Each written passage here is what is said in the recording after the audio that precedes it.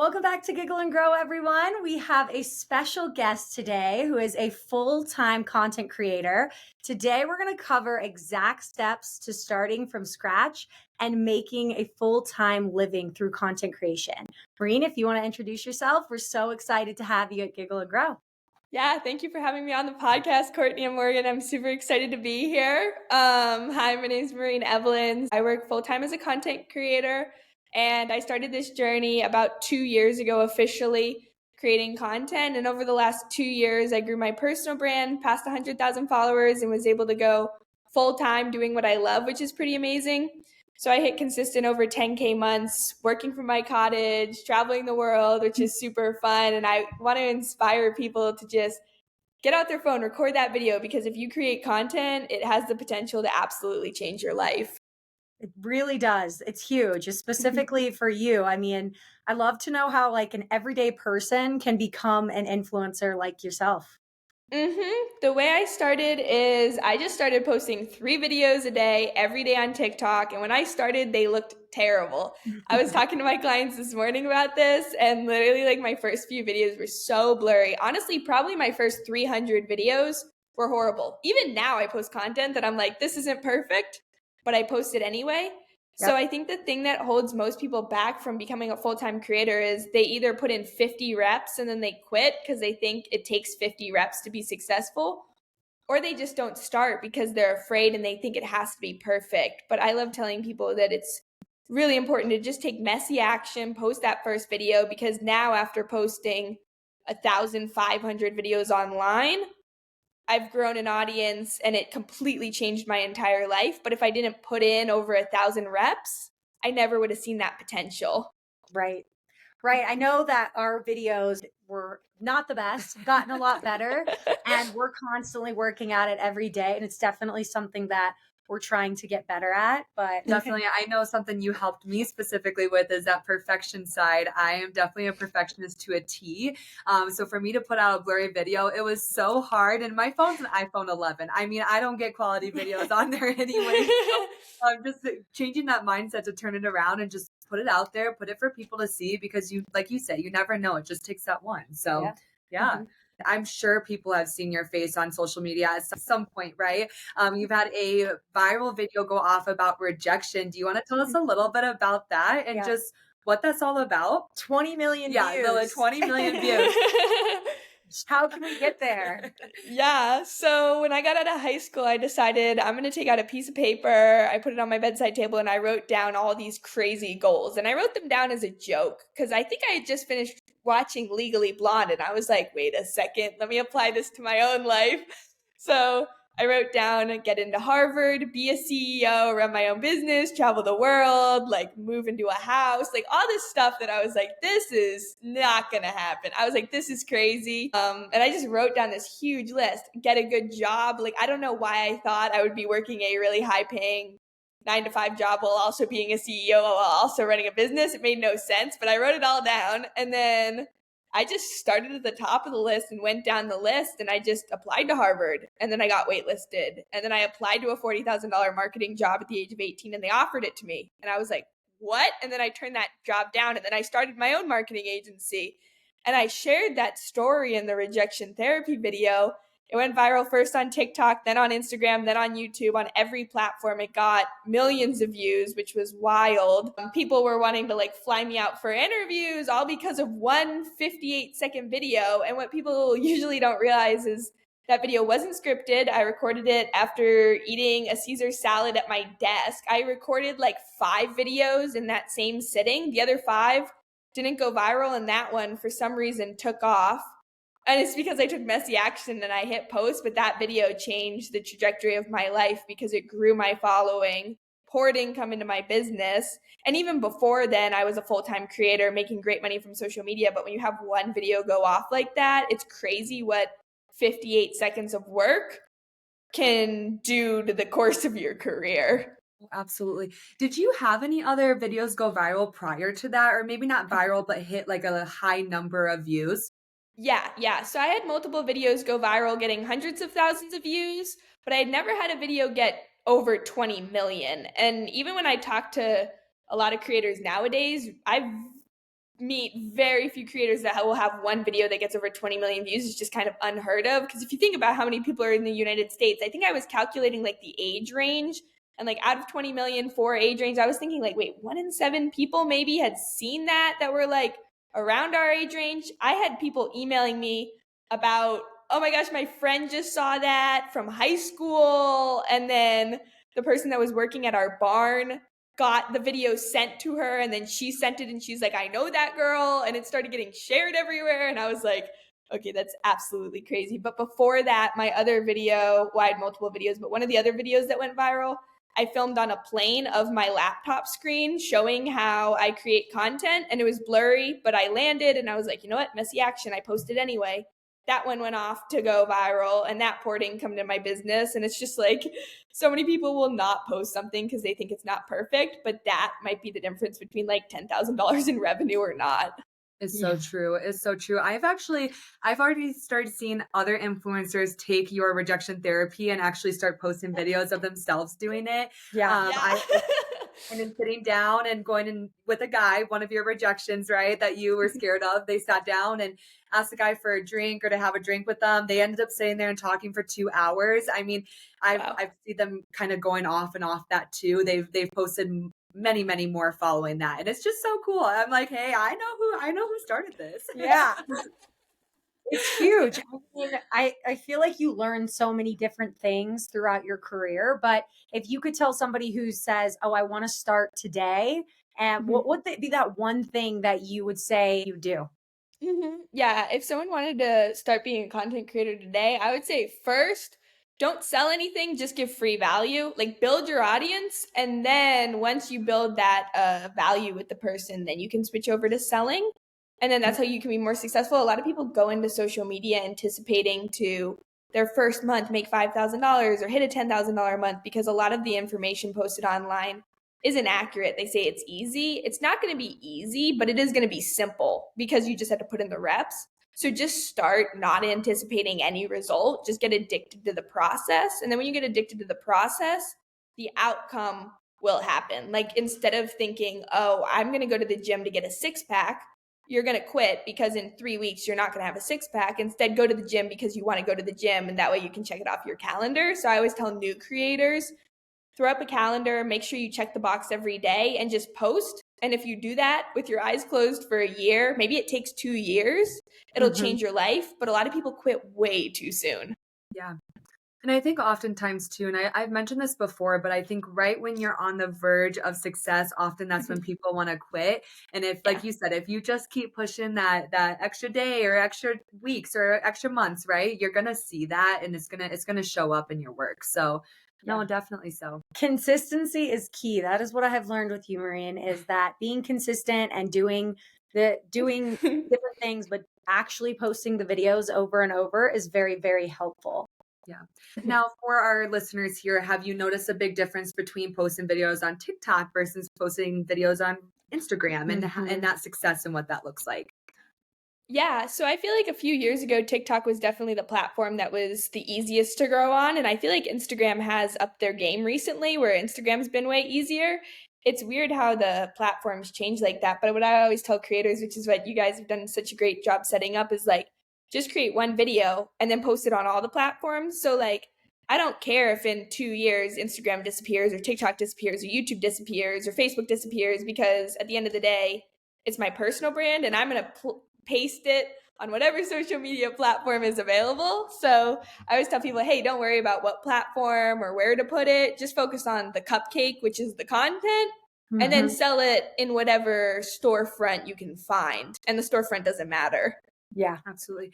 Now, if someone's feeling overwhelmed getting started, would you, maybe they don't want to do 2 or 3 social medias at once, do you have a platform that you would suggest them to use right off the bat? Yeah, if you're starting from scratch, I recommend TikTok because it is that messier platform. I call it messier because it's like Instagram is filled with so many creators because it's polished, it's beautiful. And then TikTok, if you're a complete beginner, you're like 10 times more likely to go viral, because TikTok, it's like based on it ranks you every video, right? So like you have more potential to go viral each time, whereas Instagram, it's more of a community platform. So it is easier to go viral if you already have a following. I know a lot of people on TikTok where they'll post 3 videos and their third one gets 1 million views. Whereas I don't think that's necessarily as likely if you were to start on YouTube or Instagram, because there's a higher barrier to entry. So I definitely say start on TikTok because it's easiest. Right. Yeah. Right. Definitely.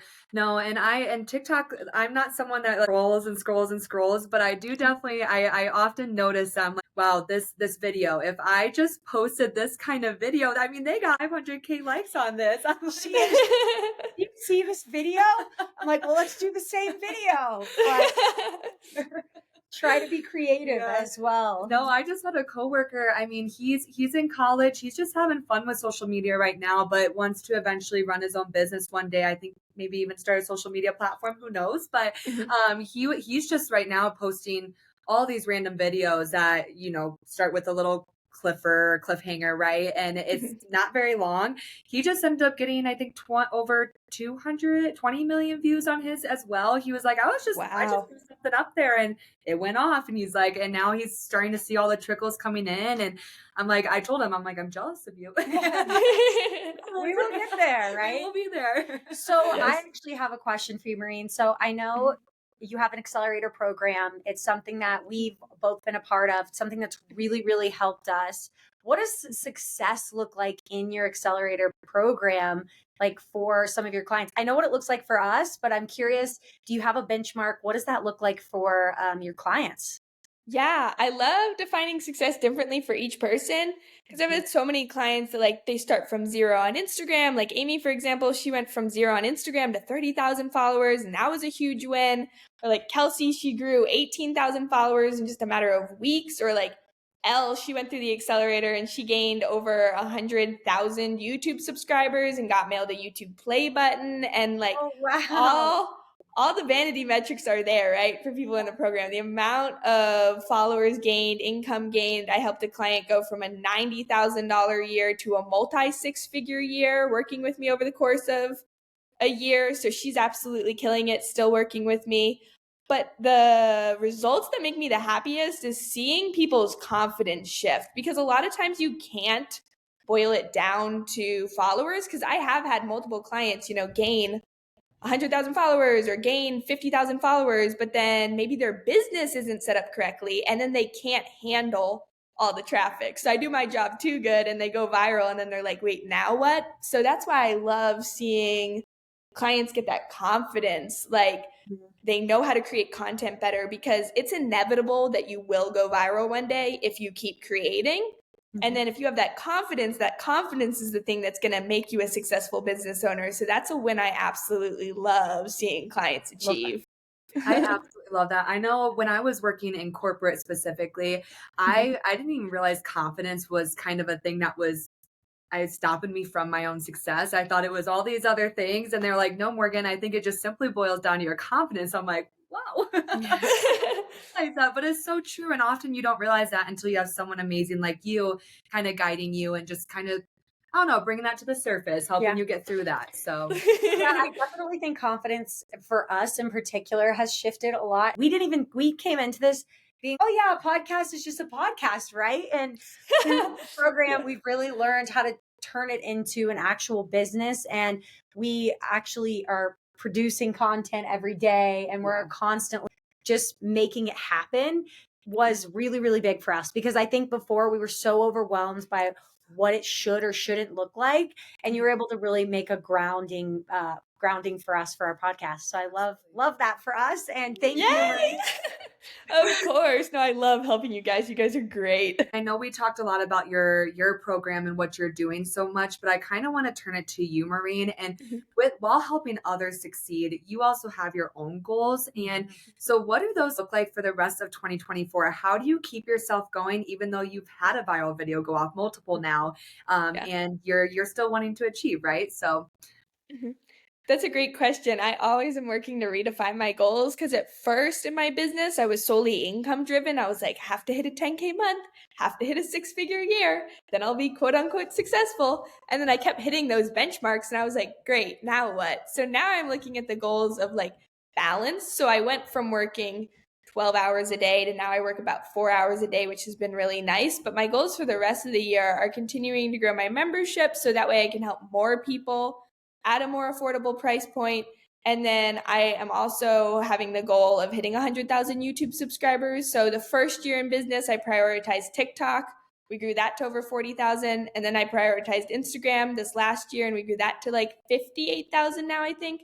So the YouTube channel's almost at 18,000 now, and I want to get that to 100,000 because then I think I can reach more people, inspire more people to start businesses, create content, get over their fear of rejection. Right. And I want to do that in a balanced way because before, I mean, I talk about this on social media all the time, but I really did live that peanut butter lifestyle of like only 8 spoonfuls of peanut butter in between 12 hours of Zoom calls. And while the income was amazing, I realized income doesn't mean anything if your life isn't balanced and if you're not feeling fulfilled. So now I realize I'm more looking for a feeling versus a number, which is kind of the first time in my life I've done that. That's huge. Love that.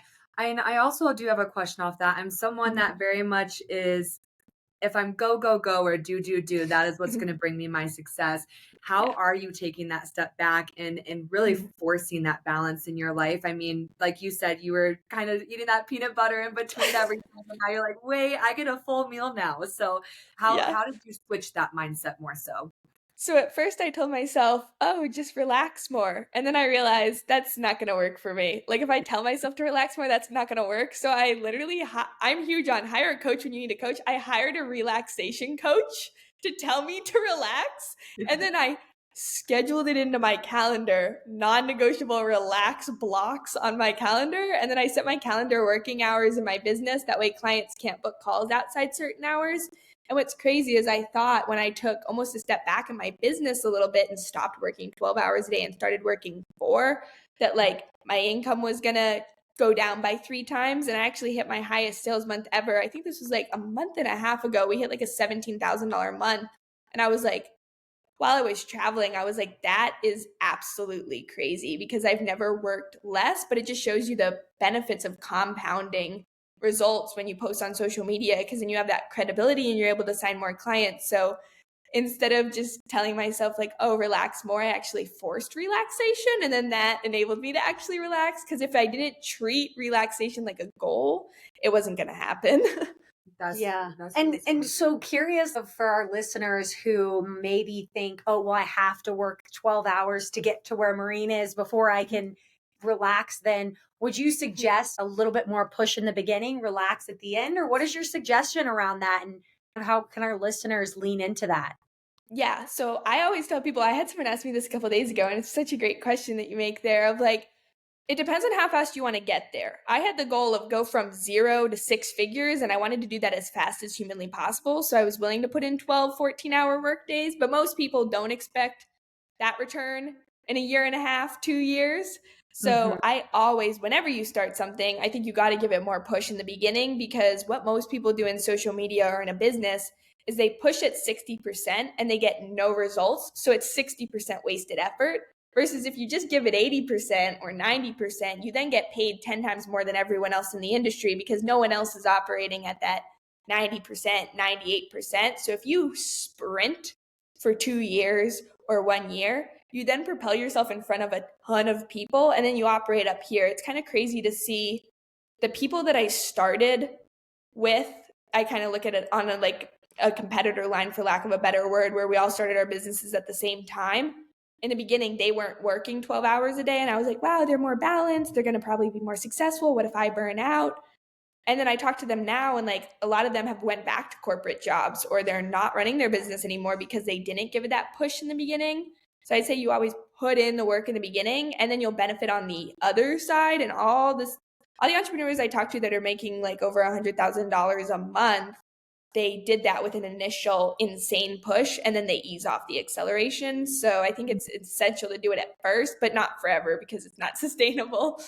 Yeah, absolutely. That's a good tip. That's a really good tip. Honestly. And I mean, I know you mentioned too, some individuals that you work with, including us too, some people do have a full-time job while starting their business. Do you have any tips for individuals that are trying to do both, but still kind of, give that good push at the beginning, just that balance that you might have to find to manage everything?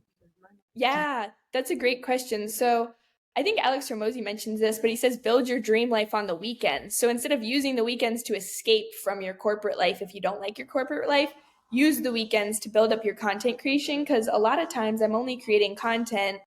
Maybe I create content 3 days a week some weeks. So like any 9 to 5er could create content on the weekends, schedule it out to go out while you're working, or create content of you at your 9 to 5. I know a lot of people do that and then they go viral on social media. They make a full-time income doing that. But I think it's really essential to view it as your 5 to 9. I know that's a trend on social media now of like view your 5 to 9 as the time frame you use to build that following, that additional income stream. And I always tell people you don't have to quit your 9 to 5 right off the bat or anything. Build it up as a side income and then let it replace your corporate income. And then you can quit your corporate job if you do want to leave.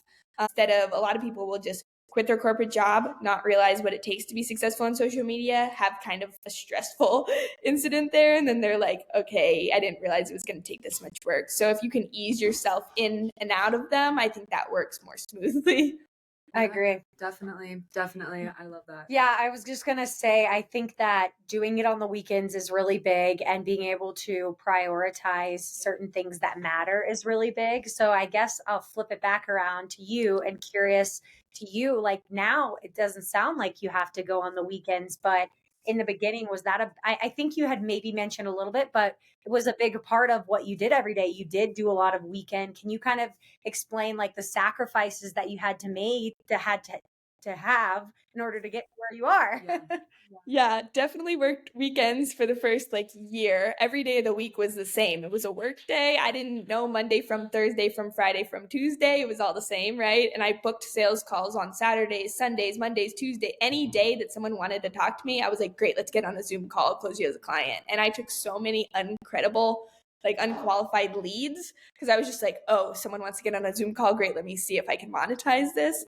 So in the beginning, I really did kind of take an extreme approach of like when I moved out, I moved into a barn loft that was like barely furnished.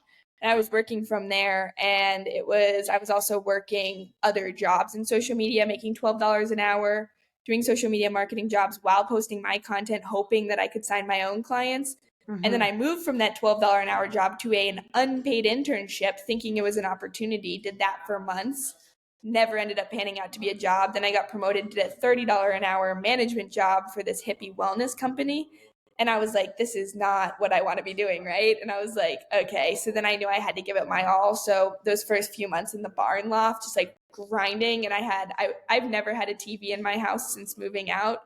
The last 3 houses I've lived in, I just haven't, because I'm like, okay, I can't monetize that. So when I moved out of the barn loft and into the house I was living in, it was 2-story. I didn't furnish it because I was like, furniture is going to distract me from my vision. If I have a couch to sit on, that's going to distract me. So the whole 2-story house wasn't furnished. And when I had people over for dinner, they sat on the floor, and I had a Walmart pop-up desk in one of the bedrooms as an office, and it was like my laptop, Walmart desk, and then I would use Scotch tape and tape myself to the chair. That way I would work 12 hours a day. And I was like, I love that. little extreme, but it definitely helped, because if I left that office, the rest of the house was empty, and it honestly felt lonely. When my sister came over, she's like, this feels like a jail. And I'm like, kind of, that's the point. So I work more in the office. It was a beautiful house, but that was some of the ways I got myself to work harder in the beginning. Yeah. So sacrifice. Yeah, right? definitely. And I mean, you changed up a little bit too, right? You changed your direction trying to get to where you wanted to be. What was the most challenging aspect about that? I mean, you definitely talked about your sacrifices, right? And what you had to make to get there, but what was really the most challenging of that all? I think the most challenging part was just signing the very first client, because I wasn't sure if it was possible. And people had told me, like, you need a degree to be successful. You need a college degree. You need to have corporate work experience in order to run your own business. You need to have prior business experience. And I had business experience from running my like small skincare company in high school, but I thought, oh, maybe I do need to be 30. Maybe I need to be 40. Maybe I need to be 50 to run a successful business. So I think once I got over that limiting belief, and then I signed my very first client at $500, once I got over that hurdle, it just clicked for me. And I was like, I literally believe like your first 500 or your first $100 you make from social media is the best and hardest money you'll ever make from social media, because you realize oh my gosh, I just had to rinse and repeat that. So anyone in the beginning, the second you cross that like $100, you're set because it just gets easier. Yeah, Yeah. that's wild. That is your story is so inspiring. I mean, I wish when I was 18 years old, I went off and did what I did. I mean, and I'm one of those people that's now 25 looking back, and and I'm glad I started it. And I think it just all takes out that one yes, go for it, do it, to Yeah. really make it all happen. And you did that sooner rather than later, and I think it's such a beautiful thing and really inspiring. So Yeah, and I'd love for you to tell some of our listeners who are maybe a little bit older, is it possible? I'd love to hear your thoughts around that. Oh, 100%. I think it's even more possible for those people because the first numerous sales calls I took, I had people asking like how old are you? Because I mean, when I started, I was like a good 98 pounds and like I did not look like a business owner. And people were like, can I trust handing you $1,000? Can people ask that? And they were like, why don't you have a degree? But so I think if you're older, such a huge competitive advantage, especially to create content online, which a lot of people in their 40s, 50s, they think, oh, I can't be on social media. I'm not a sorority girl. When really you have such an advantage. My clients that are older almost always go viral easier. As long as they can handle posting, they go viral easier because there's less competition, because there's less people that are older on social media platforms. So literally any age, I think you should be creating content if you want an additional income stream, an online income stream. Just post what you're passionate about online. And it's never too late to start, but don't wait 5 years. So I don't care what age you are, if you're like 10 years old or if you're 95, just don't wait 5 years. Just start today and then you'll be good. Yeah. And I think we're always trying to grow no matter the age we are. So I think being able to find those people to connect with is important, which is why, like you said, go for it. Share your thoughts, share your ideas, because you never know who's going to love them. So Yeah. I love that. And I think for us, like we completely started from scratch and we had no idea where we were going. And we just had this idea that we wanted to start a podcast together and that we wanted it to be about positive growth in our life. And like, here's what we've turned into. Every day we're constantly growing. And so I guess my last question is that I'd love to ask, what would you suggest for somebody who is starting from scratch? What is that extra push or motivation that you think they need to get started today? Because I know we talked about what you need, but what's that motivation that you think you could give them to help somebody start today? Yeah, I always tell people write down your why. Why do you want to do this? And I do this all the time too. I was talking to one of my business mentors today actually on a phone call and I was like, "Okay, I feel pretty content at this level." And he's like, "Maureen, why do you want to get to the next level?" And I was like, "Okay, that way I can buy land, buy a property, help more people, have greater impact. Like that way I have more time, freedom, flexibility because your body isn't going to want to wake up and create content unless you're just gifted to love creating content. But let's be real, like not everyone is. So when I write down my why, I love sticking that on my mirror, sticking that on my fridge. That way, if I'm ever feeling discouraged or a video gets 100 views, my videos get 100 views all the time. And that doesn't stop me from making great income from social media. And it shouldn't stop anyone. Because I know the why. I'm doing this for the long term. And even if every video flops for me for the next 2 years, I'm still going to create because in 2 years one might go off and then we'll be good to go, right? So if people have their why, it'll keep them moving forward, which I never used to realize the importance of when I started. I thought I could just write down, hit a 10K month, but then I realized why.